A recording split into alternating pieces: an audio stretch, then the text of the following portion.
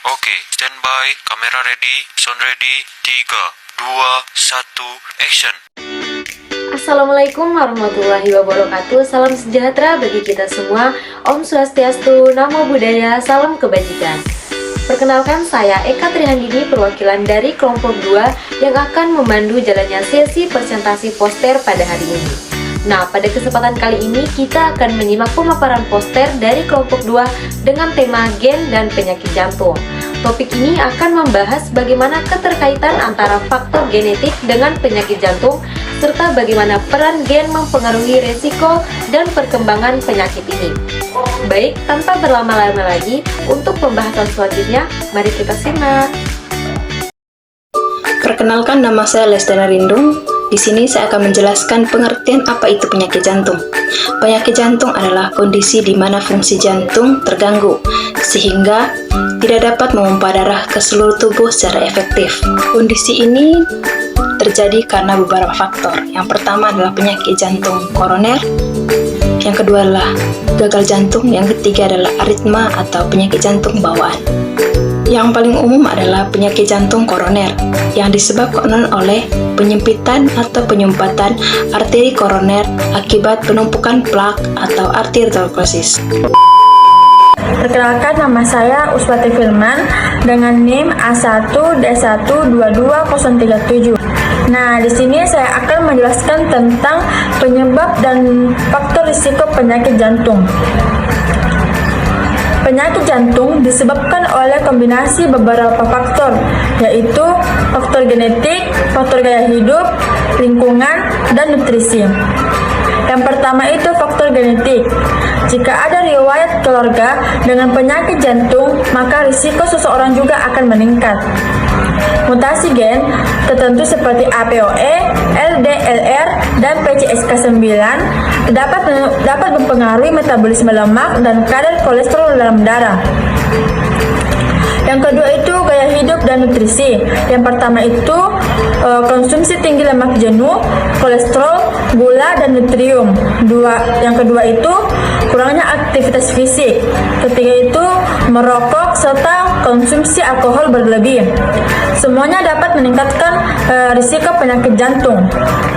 Yang ketiga itu faktor lingkungan, seperti paparan populasi udara, stres, akses terhadap makan sehat, dan fasilitas olahraga, serta status sosial ekonomi rendah, semua berperan dalam meningkatkan risiko.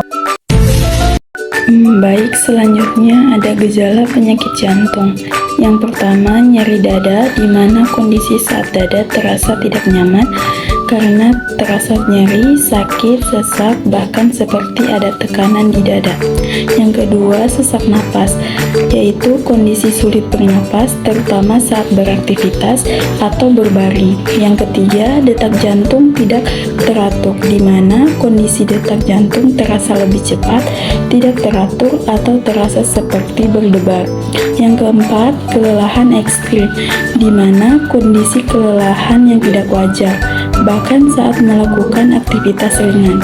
Yang kelima, pembengkakan pada tungkai atau pergelangan kaki, yaitu di mana terjadinya pembengkakan di pergelangan kaki, betis, atau bahkan seluruh kaki. Baik, di sini saya akan melanjutkan materi sebelumnya, yaitu adanya kaitan penyakit jantung dengan gen, sel, dan nutrisi. Yang pertama yaitu kaitannya dengan gen. Penyakit jantung dapat diturunkan oleh keluarga. Hal ini disebabkan oleh adanya perubahan gen tertentu yang mengatur berbagai hal, seperti yang pertama metabolisme lemak. Gen seperti APOE, LDLR, dan PCSK9 dapat mempengaruhi kolesterol dalam tubuh. Kemudian yang kedua yaitu tekanan darah. Gen seperti AGT dan ACE berperan dalam sistem yang mengatur tekanan darah. Kemudian yang ketiga yaitu respon inflamasi. Gen yang mengatur sistem imun dapat mempercepat atau memperburuk peradangan dalam pembuluh darah. Adapun contoh kaitan penyakit jantung dengan gen yaitu orang yang memiliki varian gen APOE4 biasanya memiliki LDL atau kolesterol jahatnya itu lebih tinggi sehingga resiko penyakit jantungnya itu lebih besar. Terima kasih. A few moments later. Baik, perkenalkan nama saya Yulianti Juda. Saya di sini akan membahas tentang kaitan penyakit jantung dengan sel. Penyakit jantung adalah penyakit seluler yang dimulai dari kerusakan sel endotel pembuluh darah. Ini lapisan terdalam pembuluh darah. Kerusakan ini disebabkan oleh beberapa faktor, termasuk stres oksidatif atau ketidakseimbangan antara produksi radikal bebas, rokok atau kolesterol tinggi. Yang kedua, sel imun atau makrofag.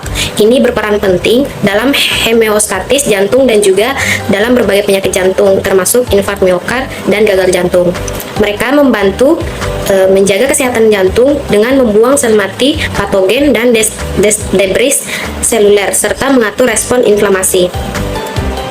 Namun, di sisi lain, makrofag juga dapat berkontribusi pada perkembangan dan progresif penyakit jantung dengan memicu remodeling jantung yang merugikan.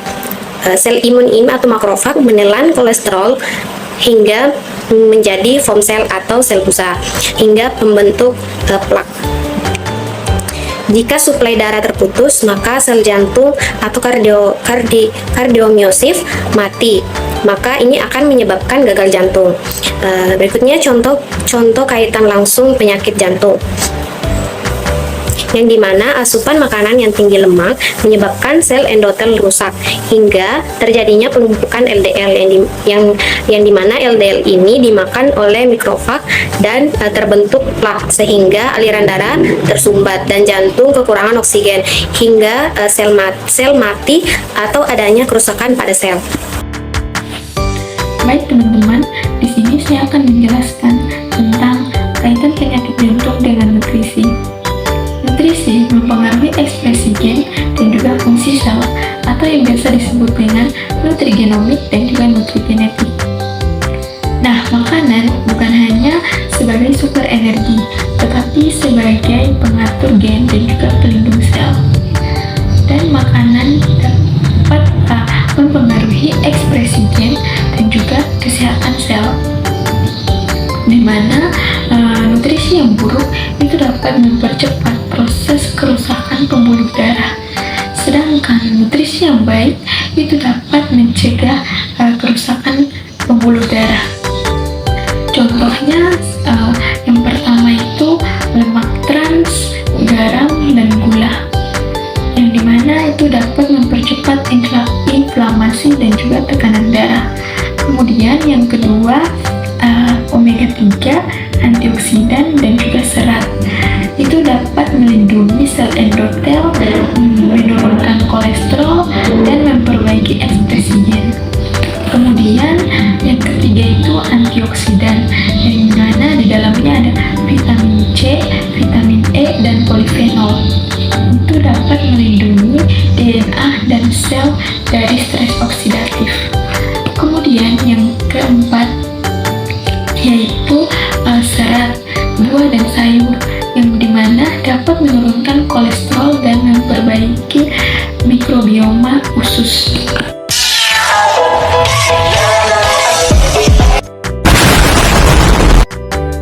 Nah, selanjutnya yaitu alur terjadinya penyakit jantung. Yang pertama yaitu genetik dan gaya hidup, di mana setiap orang mewarisi gen dari orang tua mereka. Jika dalam keluarganya ada riwayat penyakit jantung, maka orang tersebut memiliki risiko lebih besar untuk mengalami penyakit jantung.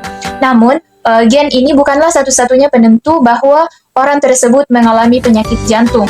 Gaya hidup yang tidak sehat juga dapat berkontribusi dalam terjadinya penyakit jantung, seperti sering mengkonsumsi makanan tinggi lemak trans seperti burger, ayam goreng, kentang goreng, dan lain sebagainya. Kemudian merokok, kurang gerak atau kurang aktivitas fisik. Nah, ini semua dapat menyebabkan terjadinya stres oksidatif dan merusak sel di pembuluh darah. Kemudian selanjutnya yaitu sel endotel, di mana Sel endotel ini adalah lapisan tipis yang melapisi bagian dalam pembuluh darah. Ketika gaya hidup tidak sehat terus-menerus seperti itu, lapisan ini akan mengalami kerusakan, dan kerusakan ini akan menjadi tanda awal bagi tubuh bahwa ada gangguan pada pembuluh darah dan memicu terjadinya peradangan. Nah, selanjutnya yaitu akumulasi kolesterol jahat atau LDL. Kolesterol jahat atau LDL yang beredar dalam darah akan menempel di bagian pembuluh darah yang rusak.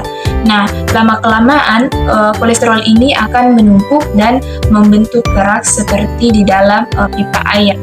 Selanjutnya yaitu pembentukan plak aterosklerosis. Setelah pembuluh darah mengalami kerusakan, kolesterol jahat atau LDL tersebut akan menempel pada bagian yang rusak. Nah, di sini tubuh juga mengirim sel imun untuk membersihkan kolesterol tersebut. Tapi jika kolesterolnya ini terlalu banyak, maka terbentuklah plak.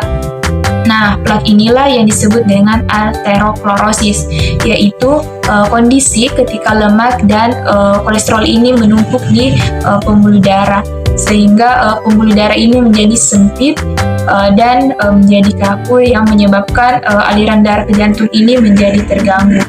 Nah, selanjutnya yaitu penyempitan arteri koroner, di mana arteri koroner ini ialah pembuluh darah yang membawa darah ke otot jantung.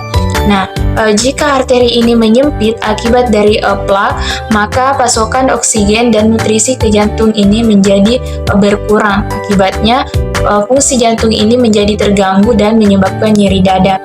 Nah, selanjutnya yaitu serangan jantung atau iskemia. Jika aliran darah terhenti total, otot jantung ini mulai mati, dan hal inilah yang disebut dengan serangan jantung.